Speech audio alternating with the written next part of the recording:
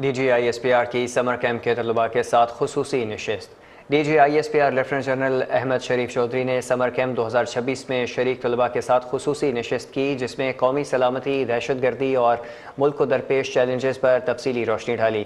I S P are کے summer camp 2026 میں پاکستان بھر کے 18 سے زائد شہروں سے 9ویں سے 12ویں جماعت کے 4000 سے زائد طلباء و طالبات شریک ہیں۔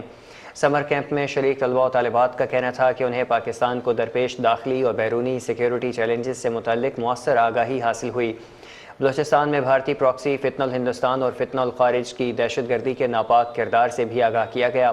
طلباء و طالبات نے اس بات پر زور دیا کہ موجودہ دور میں غلط معلومات اور پروپیگنڈا تیزی سے پھیل رہا ہے۔